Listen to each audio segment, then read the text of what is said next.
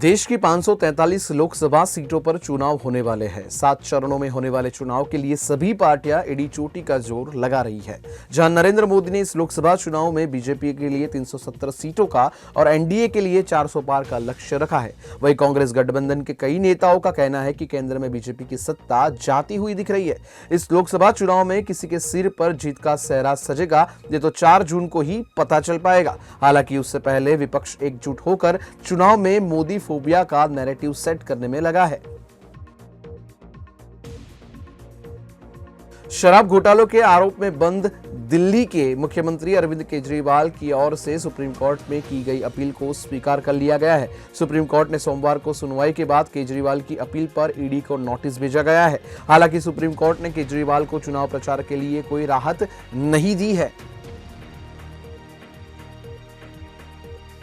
मध्य प्रदेश में सियासी गहमागहमी बढ़ गई है। पाढूना से कांग्रेस विधायक नीलेश उइके के बाद पूर्व सीएम कमलनाथ के घर में पुलिस पहुंच गई है। बड़ी संख्या में शिकारपुर स्थित उनके घर में पुलिस पहुंचने के बाद हड़कंप मच गया है। बताया जा रहा है कि कमलनाथ के पीए से पूछताछ के लिए पुलिस पहुंची थी। उनके खिलाफ पुलिस में छिंदवाड़ा लोकसभा सीट से बीजेपी प्रत्याशी विवेक बंटी साहू ने शिकायत की है। बताया जा रहा है कि उसी मामले में कमलनाथ के घर में पुलिस पहुंची है। राजस्थान में 2 चरणों के तहत 19 अप्रैल और 26 अप्रैल को लोकसभा चुनाव होंगे। चुनाव सभी 25 सीटों पर और इनमें से 12 सीटों पर पहले चरण में मतदान होगा और दूसरे चरण में शेष 13 सीटों पर वोटिंग होगी। प्रधानमंत्री नरेंद्र मोदी को सत्ता से बेदखल करने के लिए देश भर के विपक्षी दल एकजुट हो चुके हैं।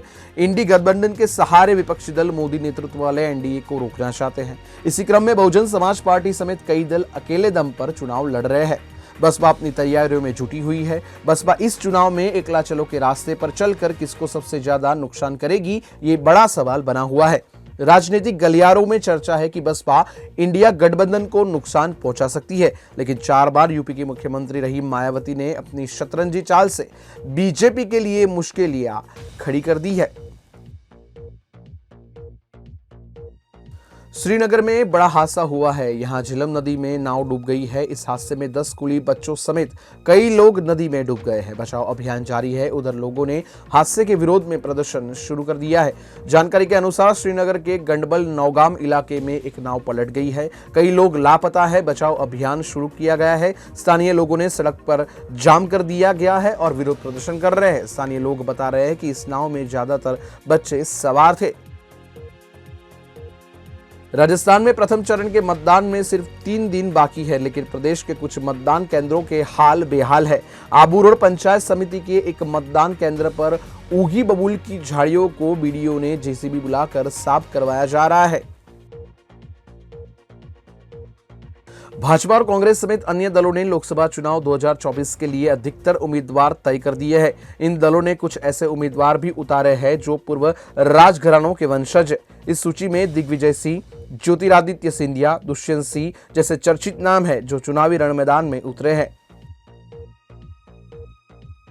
लोकसभा चुनाव से पहले चुनाव आयोग ने एक अहम जानकारी शेयर की है। निर्वाचन आयोग ने सोमवार को बताया कि उनके अधिकारी 1 मार्च से प्रतिदिन 100 करोड़ रुपए जब्त कर रहे हैं।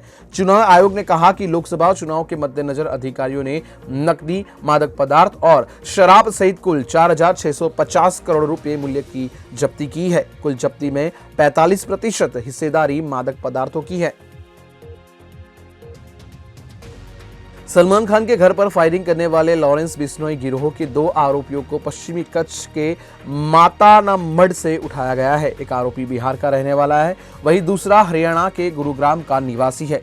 दोनों को गुजरात से मुंबई लाया जाएगा। पश्चिमी कच्छ पुलिस के डीआईजी महेंद्र बागड़िया ने बताया कि दोनों मुंबई से भागकर कच्छ में छिपे थे। दोनों लॉरेंस बिश्नोई गिरोह के सदस्य बताए जा रहे हैं।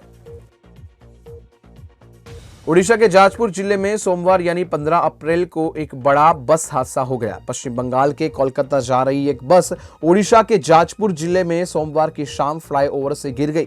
पुलिस की ओर से दी गई जानकारी के मुताबिक इस हादसे में एक महिला सहित कम से कम 5 लोगों की मौत हो गई और करीब 40 लोग घायल बताए जा रहे हैं।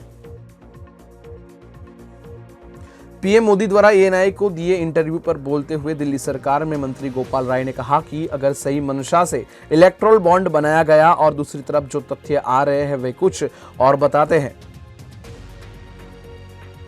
कांग्रेस के घोषणा पत्र पर बवाल अभी जारी है। बीजेपी के कई नेताओं के साथ साथ पीएम मोदी ने भी कांग्रेस के मैनिफेस्टो को मुस्लिम लीग से प्रभावित बताया है। इसके जवाब में पंजाब के कांग्रेस नेता अमरिंदर सिंह राजा बारिंग ने पीएम मोदी पर जमकर निशाना साधा है। उन्होंने कहा कि प्रधानमंत्री जो कहते हैं उसमें क्या सच्चाई है, ये जनता अब धीरे धीरे जानने लगी है।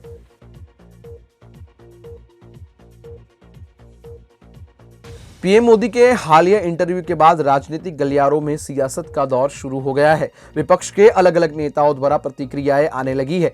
इसी कड़ी में आम आदमी पार्टी के नेता और दिल्ली सरकार में मंत्री आतिश ने इस इंटरव्यू के आधार पर पीएम मोदी और भारतीय जनता पार्टी पर केस करने की बात तक कह दी है। मध्य प्रदेश के बीजेपी प्रत्याशी के नामांकन के लिए पूर्व सीएम शिवराज सिंह चौहान राजगढ़ पहुंचे। उन्होंने दिग्विजय सिंह पर खूब हमला किया। शिवराज सिंह चौहान ने कहा कि जो आदमी नाटक नौटंकी कर रहे हैं, 384 फॉर्म भरवाऊंगा, चुनाव को नॉन सीरियस बना रहे हैं, सब कुछ रहते हुए कुछ नहीं किया।